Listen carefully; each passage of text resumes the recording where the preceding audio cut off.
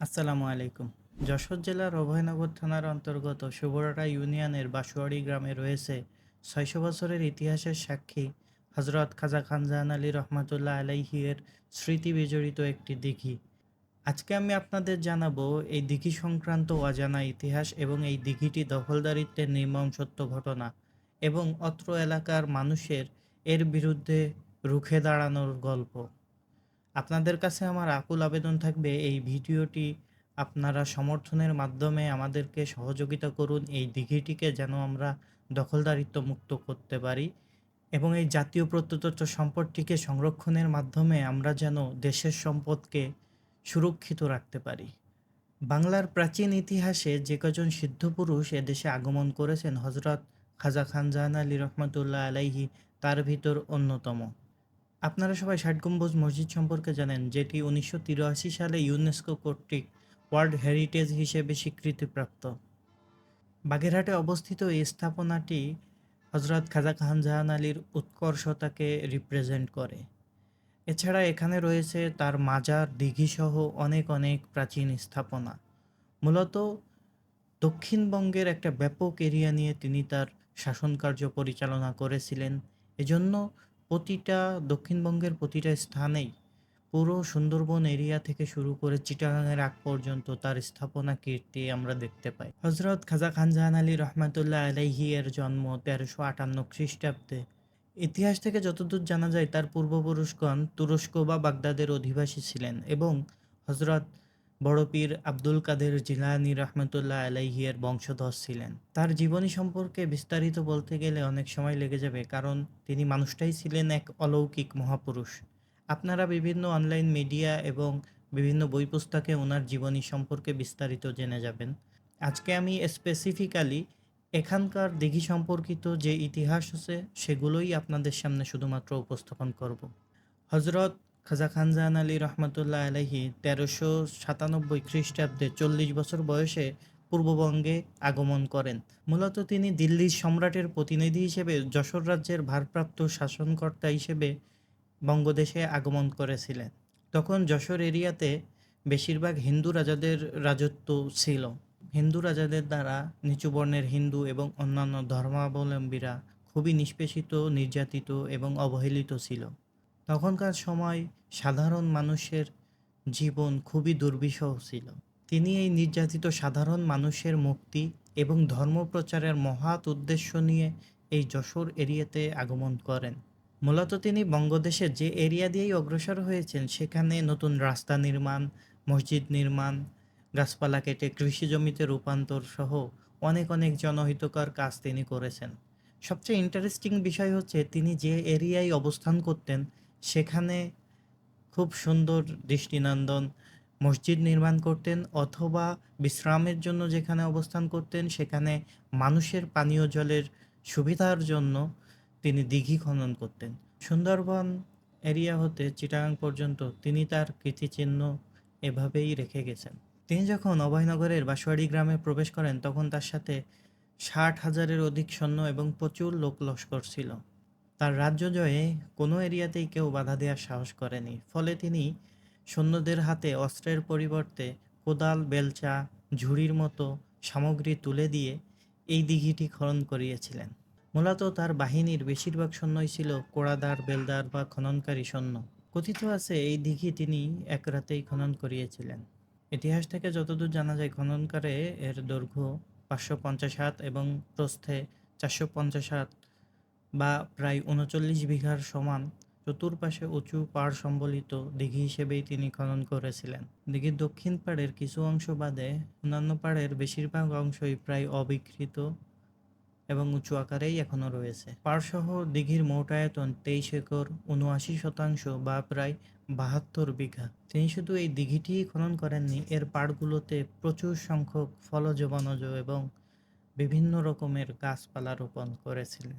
এই দিঘিটিতে তিনি কয়েকটি ঘাট স্থাপন করেছিলেন, যেগুলোর একটি শুধুমাত্র পশ্চিম পাড়ে, যেটি কিছু ইটের অংশ এখনও দেখা যায়, বাদবাকিগুলো এখন আর কোনো অস্তিত্বই নাই। মূলত এখানকার মানুষের পানীয় জলের সমস্যার কথা বিবেচনা করে তিনি এটি সমাধানের উদ্দেশ্যে এই দিঘিটি খনন করেছিলেন। এই দিঘিটির পশ্চিম পাড়েই রয়েছে অত্র এলাকার সবচেয়ে বড় ঈদগাহ ময়দান, যেখানে বাসুয়াড়ি গ্রামসহ আশেপাশের কয়েকটি গ্রামের হাজার হাজার মানুষ একসাথে একত্রিত হয়ে শান্তিপূর্ণভাবে দুই ঈদের নামাজ আদায় করে থাকে। দিঘির উত্তর পাড়ে চৈত্র মাসের পূর্ণিমা তিথিতে 7 দিনব্যাপী মেলার আয়োজন করা হয়। যদিও পাকিস্তান আমলের কালেক্টরেট বা ডিসি কর্তৃক পাওয়া দলিলের তথ্য মতে এখানে 3 দিনব্যাপী দিঘির মেলা আয়োজনের অনুমতির তথ্য পাওয়া যায়। এজন্য দিঘির এই উত্তর পাড়টি উন্মুক্ত রাখা হয়েছে। গ্রামের সবচেয়ে গুরুত্বপূর্ণ বাজারটি এই দিঘির পূর্ব পাড়েই অবস্থিত। এখানে সপ্তাহে 3 দিন শনি, মঙ্গল এবং বৃহস্পতিবার হাট বসে। এই হাটটি বর্তমানে সরকারি ইজারাভুক্ত হাট হিসেবে পরিচালিত হয়ে আসছে। এছাড়া এখানকার ডাক বিভাগের ডাক অফিস, বাসুয়াড়ি ডাকঘর এখানেই অবস্থিত। এই দিঘিটির দক্ষিণ পাড়ে রয়েছে আইন শৃঙ্খলা রক্ষার্থে সদা তৎপর বাসুয়াড়ি পুলিশ ক্যাম্প, যেটি 52 শতক জায়গা নিয়ে গঠিত। এখানকার দুই পাড়ে, দক্ষিণ এবং পূর্ব পাড়ে, দুইটি দৃষ্টিনন্দন সুন্দর মসজিদও রয়েছে। বাঁশবাড়ি গ্রামটাই দিঘিকে কেন্দ্র করে গড়ে ওঠা। এর পাড়াগুলোর বিভাজনও এই দিঘির পাড় থেকে আবর্তিত হয়। যেমন দক্ষিণ পাড় থেকে দক্ষিণ পাড়া, অনুরূপভাবে পূর্ব, পশ্চিম এবং উত্তর পাড়াগুলো দিঘির পাড়গুলো থেকে নামকরণ করা হয়েছে। যাই হোক, ইতিহাসের গল্প অনেক হলো, এখন আসি দিঘিটি দখলের কাহিনীতে। পাকিস্তান আমলের প্রথম জরিপেই দিঘিটিকে খাস সম্পত্তি হিসেবে 1 নম্বর খাস খতিয়ানে 1962 সালে তৎকালীন সরকার লিপিবদ্ধ করে। এখনকার দখলদার খুলনা জেলার ফুলতলা থানার অন্তর্গত দামোদর এলাকার বাসিন্দা আখতারুজ্জামান পান্না মোল্লার বাবা সরোয়ার মোল্লা ছিলেন ইতিহাসে রাজাকার হিসেবে বিবেচিত দল পাকিস্তান মুসলিম লীগের একজন প্রভাবশালী নেতা। প্রভাবশালী নেতা হওয়ার দরুন তৎকালীন সময়ে তিনি এই দিঘিটি ভোগ দখল করে আসছিলেন।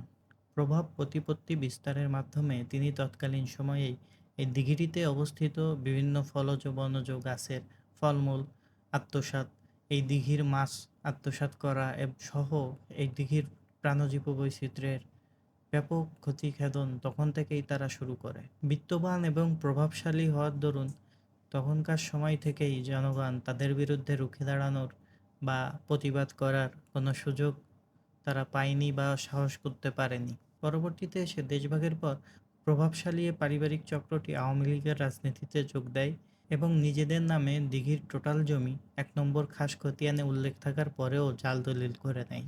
কিন্তু এলাকার সাধারণ গ্রামবাসী যেন বিষয়টি বুঝতে না পারে, তখন তারা খুব বেশি প্রভাব প্রতিপত্তি এখানে বিস্তার করত না। এমনভাবে উপস্থাপন হতো যেন জনকল্যাণকর এবং সমাজসেবা হিসেবে এই দিঘিটি দেখাশোনার দায়িত্ব তারা পালন করতেছে।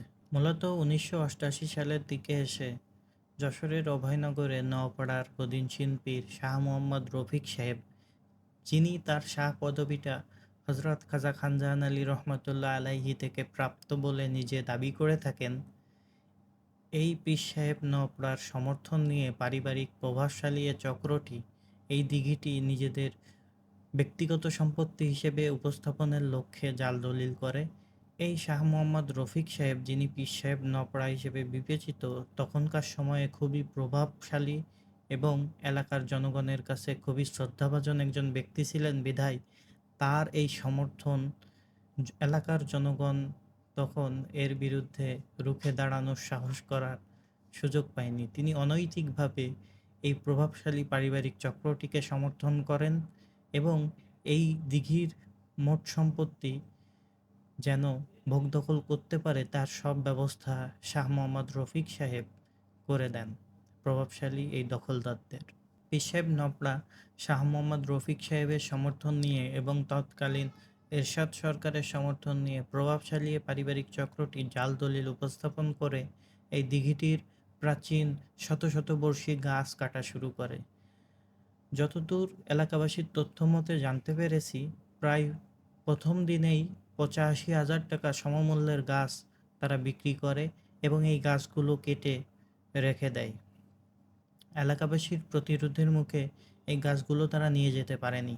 এ সময়ে এসে বাসুয়াড়ি গ্রামের সূর্য সন্তান জনাব খন্দকার মোহাম্মদ মুসা সাহেব সরকারি দলিল দস্তাবেজ পর্যালোচনা করে বুঝতে পারেন এই দিঘির মোট সম্পত্তি সম্পূর্ণটাই সরকারি খাস খতিয়ানে ১৯৬২ সালের রেকর্ডে ১ নম্বর খাস খতিয়ানে খাস জমি হিসেবে লিপিবদ্ধ আছে, যেটি সরকারি সম্পত্তি, কোনো ব্যক্তি মালিকানায় যাওয়ার এটার কোনো সুযোগই নেই। তিনি এই বিষয়টি যখনই পর্যালোচনা করে পান তখনই এলাকাবাসী, এই বাসুয়াড়ি গ্রামের গণ্যমান্য ব্যক্তিবর্গ সহ সাধারণ গ্রামবাসী এবং আশেপাশের গ্রামের লোকজনদের নিয়ে ব্যাপক প্রতিরোধ গড়ে তোলেন। এই প্রতিরোধের মুখে দখলদারেরা তাদের ৮৫,০০০ টাকা মূল্যে বিক্রি করা গাছগুলো কাটার পরেও তারা নিয়ে যেতে পারেনি। এরপর অল্প কিছুদিনের ব্যবধানে দখলদারেরা দিঘিটির জাল দলিল উপস্থাপন করে এটি তাদের ব্যক্তিগত সম্পত্তি হিসেবে দাবি করে। তখন এলাকাবাসী সোচ্চার হয়ে সাধারণ গ্রামবাসী মিলে এর বিপরীতে একটি মামলা দায়ের করে। এই মামলার বাদী যারা ছিল তার ভেতরে অলরেডি ৫ জনের মতো বার্ধক্যজনিত এবং বিভিন্ন কারণে মারা গেছেন। আমরা তাদের রুহের মাগফিরাত কামনা করি। প্রথম হাজিরাতেই আদালত কাগজপত্র পর্যালোচনা করে গ্রামবাসীদের পক্ষেই রায় দেন, কিন্তু দখলদারেরা এর বিরুদ্ধে রিভিউ পিটিশন করে। এরপর যখনই কোর্টে হাজিরার সময় হয় তখন সাধারণ গ্রামবাসী যারা কেসের বাদী পক্ষের লোকজন ছিল তাদেরকে দখলদারেরা বিভিন্নভাবে প্রাণনাশের হুমকি, মারধর এবং বিভিন্নভাবে লাঞ্ছনার শিকার করেন। বিশেষ করে তৎকালীন সময়ে সরকারি পক্ষের আইনজীবী জনাব মোহাম্মদ ইব্রাহিম আকুঞ্জিকে খুলনার ফুলতলা নামক স্থানে ব্যাপক মারধর করে দখলদারেরা এবং তাকে আলটিমেটাম দেয়, কেস সংক্রান্ত কোনো কাজে যদি আর কখনোই খুলনা কোর্টে যাওয়া হয় তাহলে তার প্রাণটাই নিয়ে নেওয়া হবে। এরপর বিভিন্নভাবে অনৈতিক হস্তক্ষেপ ব্যবহার করে প্রভাব প্রতিপত্তি বিস্তারের মাধ্যমে কোর্ট থেকে দখলদারেরা নিজেদের ব্যক্তিগত সম্পত্তি হিসেবে এই প্রাচীন স্থাপনাটিকে নিজেদের সম্পত্তি হিসেবে একতরফা রায় নিয়ে নেয়। পরবর্তীতে গ্রামবাসী ১৯৯৯ সালে এসে নতুন করে জনমত গঠন করে আদালতে মামলা দায়ের করেন। ২৪ জন বাদী এবং ৪৬ জন সাক্ষী নিয়ে যে কেসটি এখনো পর্যন্ত চলমান। বিভিন্নভাবে জাতীয় পার্টি, আওয়ামী লীগ সহ বিভিন্ন রাজনৈতিক প্রভাব ব্যবহার করে এই দখলদারেরা জাতীয় এই প্রত্নতত্ত্ব সম্পত্তিকে নিজেদের ব্যক্তিগত সম্পত্তি হিসেবে করায়ত্তে নিয়ে দীর্ঘদিন ধরে দখল করে আসছে। এক্ষেত্রে নপড়ার পীর সাহেব, শাহ মোহাম্মদ রফিক সাহেবের অনৈতিক তাদের পক্ষে অবস্থান এবং রাজনৈতিক প্রভাব ব্যবহার ব্যাপকভাবে জড়িত বলে এলাকাবাসীরা দাবি করে থাকেন। শুধুমাত্র ২০০১ থেকে ২০০৬ সাল পর্যন্ত এই দিঘিটি দখলদারদের দখলমুক্ত ছিল। ধারণা করা হয় তৎকালীন সময়ে বিএনপি সরকার ক্ষমতায় থাকার দরুন এই দখলদারেরা খুব বেশি সক্রিয় ছিল না, ফলে তারা এই সময়ে নিষ্ক্রিয় ভূমিকা পালন করেছিল। ২০০৬ সালের শেষের দিকে এসে আখতারুজ্জামান পান্না মোল্লা, নপড়ার পীর সাহেব, শাহ মোহাম্মদ রফিক সাহেব তৎকালীন তত্ত্বাবধায়ক সরকার এবং আওয়ামী লীগ সরকারের সমর্থন নিয়ে এই দিঘিটির প্রাণজীব বৈচিত্র্য ধ্বংস করা শুরু করে। প্রথমত দিঘিটিতে থাকা পদ্মফুলের গাছ গোড়াসহ উপড়ে ফেলা, বিভিন্ন রকমের শ্যাওলা এবং জলজ উদ্ভিদ অপসারণ এবং নির্মল স্বচ্ছ জলে বিষ প্রয়োগের মাধ্যমে হাজার হাজার কেজি মাছ মেরে ফেলে দখলদারেরা। আমার মনে আছে দিঘিটিতে যখন বিষ প্রয়োগ করা হয় তখন ১০-১৫ কেজি সাইজের হাজার হাজার মাছ মরে পচে গলে খুবই বীভৎস অবস্থার সৃষ্টি হয়েছিল। এরপর দিঘিটিকে দখলদারেরা মাছ চাষে ব্যবহার করে। এক্ষেত্রে তৃতীয় পক্ষ হিসেবে যশোরের অভয়নগরে কোটাপায়রা এরিয়ার সমসপুর নিবাসী নূর মোহাম্মদ নুরুকে লিজ দেওয়ার মাধ্যমে দখলদারেরা মাছ চাষ করায়। এছাড়া বাজারের দোকানগুলো থেকে অবৈধভাবে ভাড়া আদায়ের চেষ্টা, বিভিন্নভাবে মোটা অঙ্কের টাকার বিনিময়ে বাজারের দোকানের পজিশন বিক্রির চেষ্টা, হাটের ক্ষুদ্র ব্যবসায়ীদের থেকে অবৈধভাবে চাঁদা আদায়ের চেষ্টা সহ এই দিঘিটিতে অবস্থিত বিভিন্ন পাড়ের ফলজ বনজ গাছের ফলমূল আত্মসাৎ সহ বিভিন্ন ধরনের অনৈতিক কর্মকাণ্ড, অনৈতিকভাবে ভোগ দখল এই দখলদারেরা করার চেষ্টা করে আসছে। যদিও ফলমূল সহ বিভিন্ন জিনিস তারা আত্মসাৎ করতে পেরেছে, কিন্তু এলাকাবাসী সোচ্চার এবং ব্যবসায়ীরা সোচ্চার হওয়ার জন্য বাজার কেন্দ্রিক বাণিজ্যে তারা অবৈধ ভোগ দখলে খুব বেশি সফল কখনোই তারা হতে পারেনি।